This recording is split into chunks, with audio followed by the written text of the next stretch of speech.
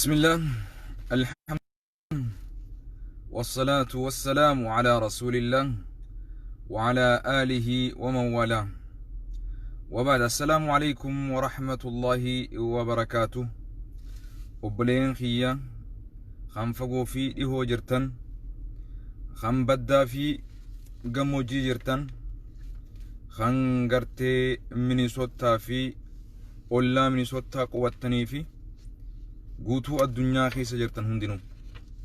السلام عليكم ورحمة الله وبركاته. سلامتان تو تنون الربقاتي بك جرتو تيسين هذا قبضو يتشارا سجرخون قويا نقيا قويا بلسما ربي سبحانه وتعالى خيسة ربين أمة خينيا في دو ربنا هاقولو يتشارا. arraan tanagaa akkuma gartee mata duree agartanitti daawwattoota keenya hordoftoota keenya kan fagoo fi dhihoo jirtanilleen anumaa waliin ana taatanii ana jechuun isin jechuun ana waliin hawaasa kiyya hawaasa qaalii hawaasa gaggaarii yeroo hunda ummata oromootiif quuqamu dhimma ummata oromootiif hirriba dhabee jiru jiruu jireenya jiruu ummata keenyaatiif yaaddawaa jiru dhiiraa fi dhalaan isaanii manguddoo fi manguddittiin isaanii xiqqaa fi guddaan sheekaa fi caalimaa fi qeesii fi abbaa gadaatii fi hundagaa walitti yaamee fixuun danda'u warra waan kana nuti akka amantittis waliin nu qabu nuti akka gartee hawaasattis waliin nu qabaa jiru nuti akka gartee isteeta adda addaattillee walitti nu firoomsee firummaatiin daran cimsee walitti nu itichee walitti nu jabeessaa jiru dhaloota qubee jaarmee qubee jedhamu dargaggooteen akkasumatti qerroo minisoottaadha qarree minisoottaadha akkasumatti ooya oromo youth association dhaaba waldaya takka oromoodha kan dargaggoodha kan jedhamu jechuudha. dargaggoon tungaa bifa sadiin qindooytee haala sadii hin gartee walit dhuftee for a common goal dhimma walumaa galatti waloodhaan walitti gartee tokko nu godhu dhimma tokko irratti waliin sagalee ummata ukkaamamteef sagalee ta'uu irratti ummata miidhamaa jiruuf sagalee ta'uu keessatti kaayyoon isaaniitii fi wanni isaan carraaqaa jiraniif takkittiin ummanni keenya ukkaamama keessaa bahee gabrummaa jalaa bahee bilisa tahee akka rabbiin isa uumetti akka rabbiin jiru addunyaa tana keessatti jireenya kana hayyameefitti akka jiraatuuf du'a ummata kana galatoonfatuun narratti dirqama. maaliif wal buusa adeemuun miti hoggayyuu wal jabeessaa adeemuun keenya dirqama. hamilee walitti dabalaa adeemuun keenya dirqama. duraan dursee rabbii subhaanahu wa ta'aala ummata akkanaa dargaggoo akkanaa dargaggee akkanaa qarree fi qeerroo akkanaa dhaloota qubeedhaa qerroo fi qerree kanaatana nu keessatti rabbi subhaanahu wa ta'ala argamsiisuudhaaf galanni rabbiiti subhaanahu wa ta'ala. ummata keenya dhugaa jirtu beekaa namni namaan tola mukni baalaan tola kana hubadhaa hoggayyuu arra minisoottaan qarree fi qeerroo fi qubee fi ooyaa malee minisoottaa ta'uu hin dandeessu kana beekaa. irkoon rabbiidha subhaanahu wa ta'ala. irkoon keenya rabbiidha. rabbii gaditti immoo du'aa'ii haadhaa fi abbaa keenyaa rabbii nuu qeebalee dhaloota kana gartee gabrummaa fudhachiisuu rabbiin subhaanahu wa ta'ala sammuu isaanii keessaa haqee gabrummaa sammuu isaanii bilisa godhe garaa isaanii bilisa godhe khalees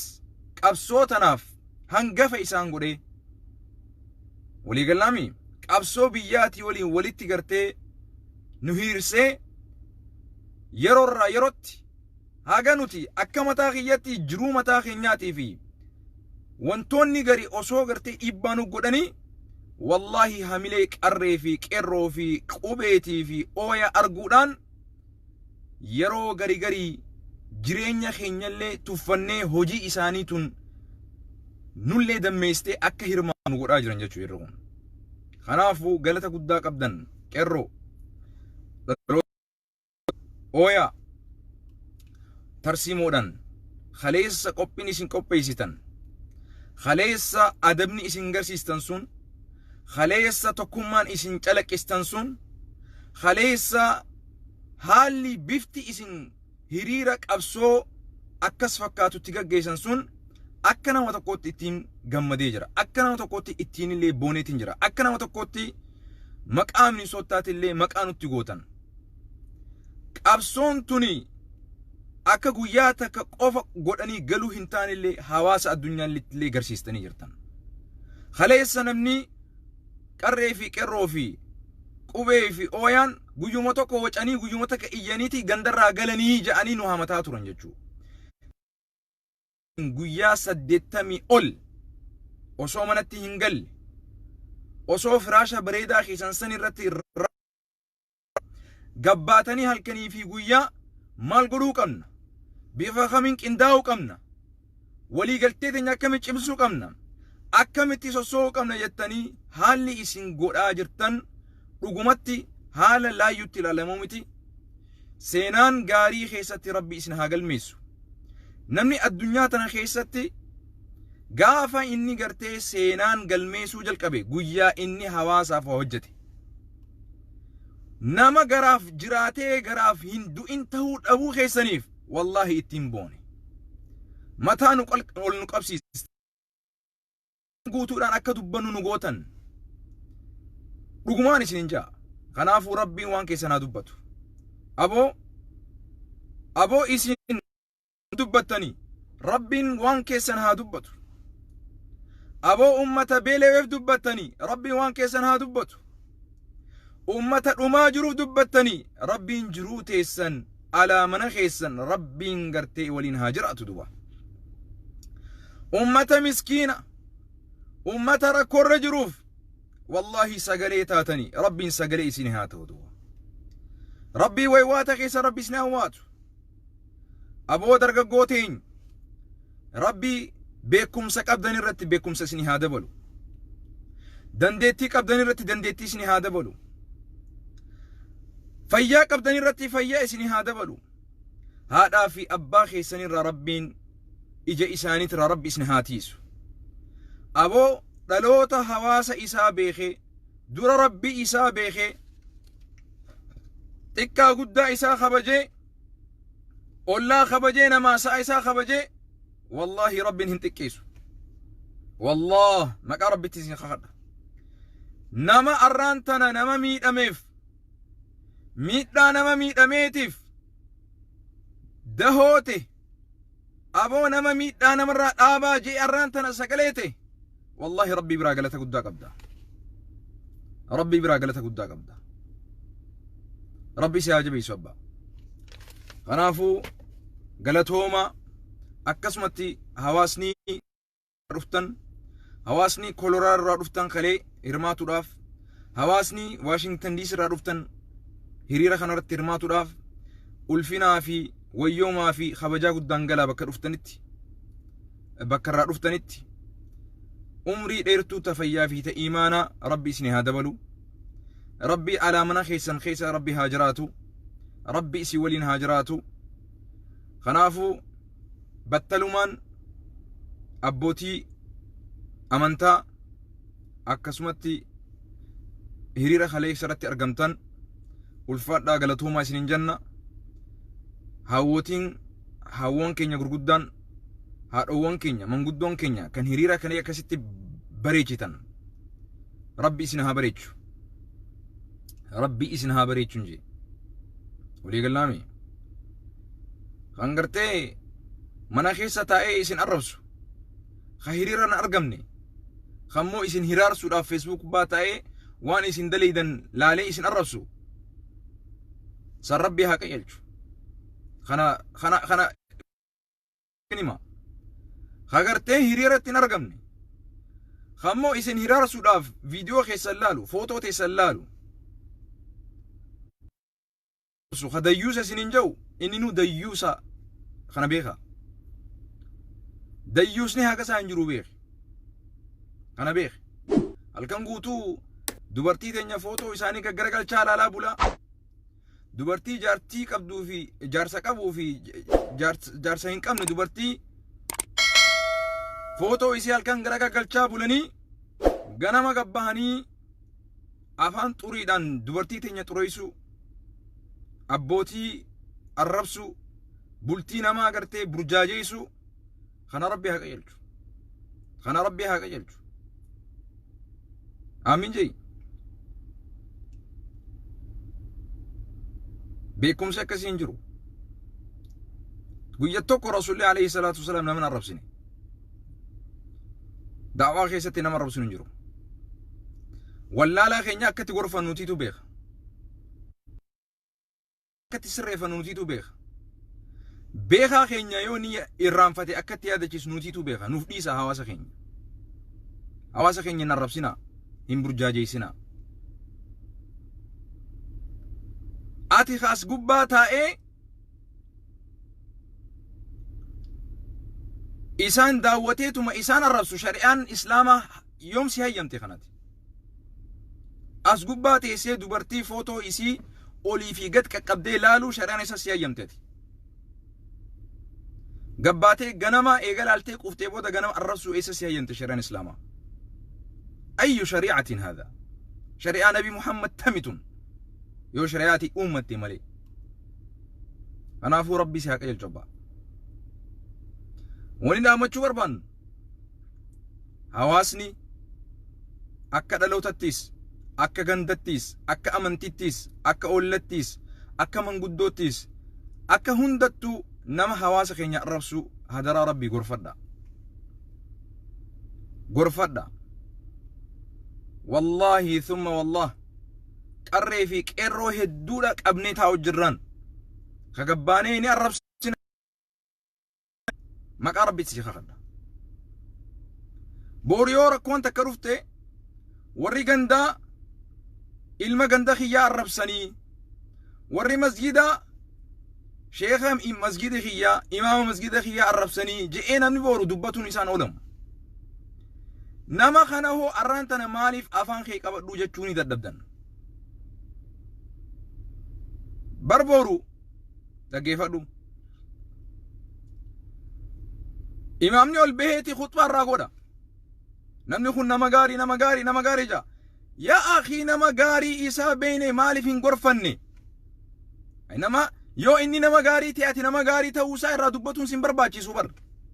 namni gaarii rabbiin subhaanahu wa ta'ala hojii isaatu isa hima arraba isaatu isa hima gorsinee dadhabne nuti koreen masgidaa sanii gorfatuun dirqama keessani hawaasni masgida sanitti miseensa taatan gorfatuun dirqama keessani borummoo yoo nuti gabbaanee saaxil baasne nama kana akka hawaasattis nuun kumatina akka masgidattis nuun kumatina akka dhalootattis nuun kumatina walii haa beeynu namni haga walii obsuu danda'utu jira jechuudha ati imaamni masgidaa nama kana yoo si dhagee gorfadhu borummoo kanaa oltuutu si mudatuu danda'a nuti sababaa nama saniitiin masgidni tokkolleen akka nurraa tuqamu si barbaannu sababaa nama saniitiin hawaasnis akka tuqamu barbaannu nama saniifillee tumsa ta'uu barbaanna nama sanillee tiisuu barbaanna amantiin akkaataatti nama himanii jira amantiin akkaataatti nama gorsanii jira walii gallaami kanaafuu hadaraa rabbii nama dubartii teenya arrabsu takka illeen hayyamnu nama dubartii namni uleerraa hafuu danda'a dhaggeeffadhu dubartiin arrabarraa hafuu hin dandeessu kana hubadhu umrii isii arrabni sun dubartiin tun haadhowwan keenya dubra dhallee lafaa qabnu haadha manaa lafaa qabnu haboolee teenya isaanin malee addunyaan tun akka hin barenne beeke osoo silaa isaan jiraachuu baatanii anaa fi ati akka hin jirre beeki. kana wadhu ummata rabbiin subhaanahu wa ta'ala rasuulli alayhi salaatu wassalaam eenyurra jaalatta jeen sahabtichi haadhatoo jeen eenyurra jaalatta haadhatoo marraa lammaffaa eenyurra jaalatta haadhatoo sadaffaa ummata akkanatti afaan dheeratuun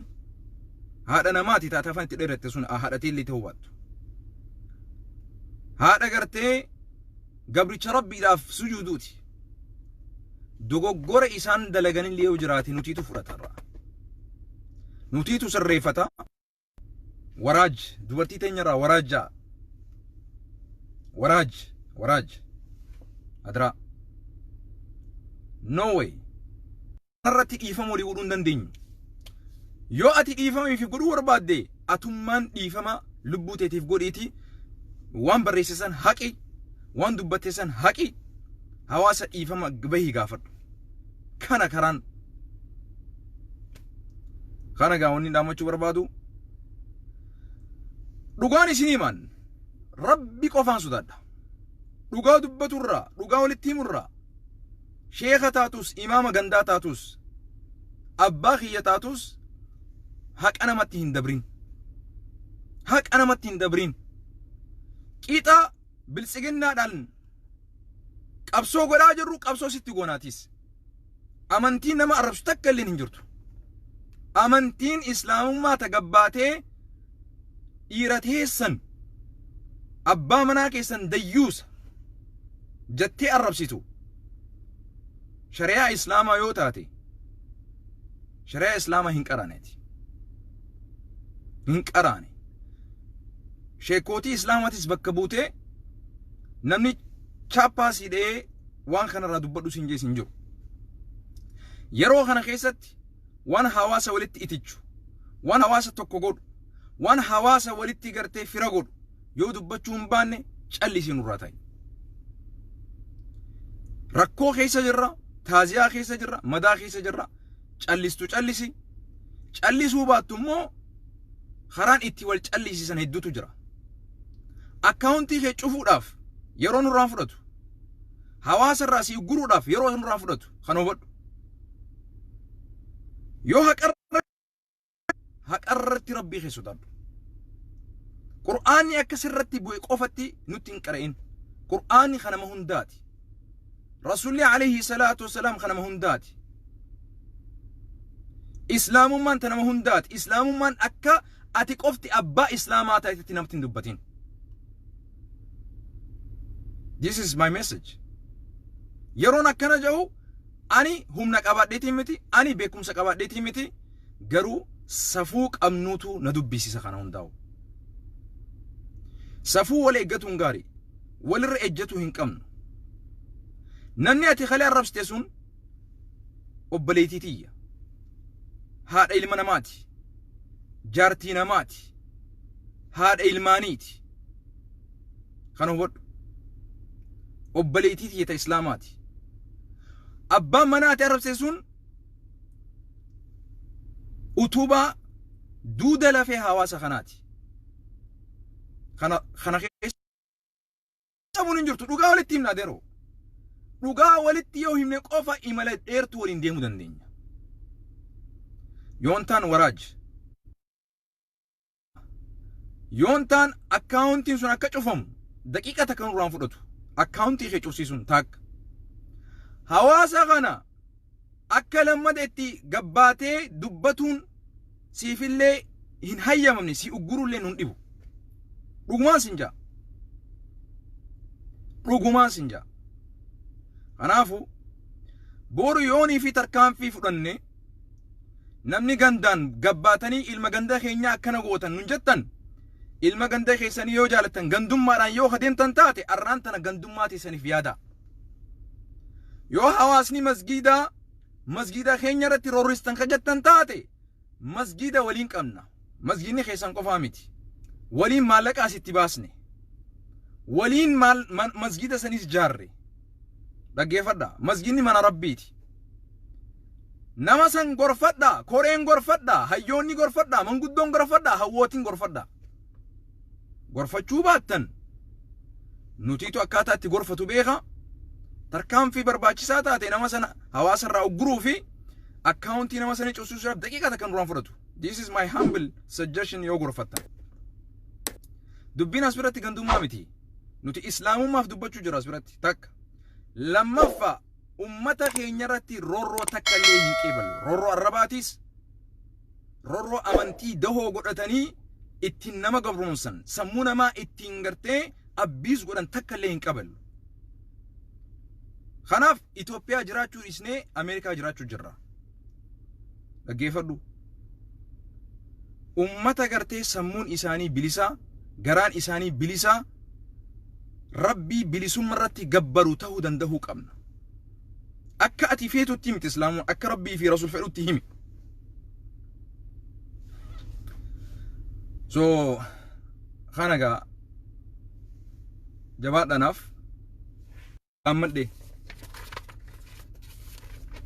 dhaammadhe obsine kana booda walii obsuun hin jiru dhugaan isin hima. Dhugarratti Rabbii qofa ka sodaatan. Rabbii qofa sodaanne dhugaa walitti himuu danda'uu qabna. Ilaa yoom yaa akhi ilaa nama islaamuu irraa baqachiistan osoo rasuulli irra jiraate wallahi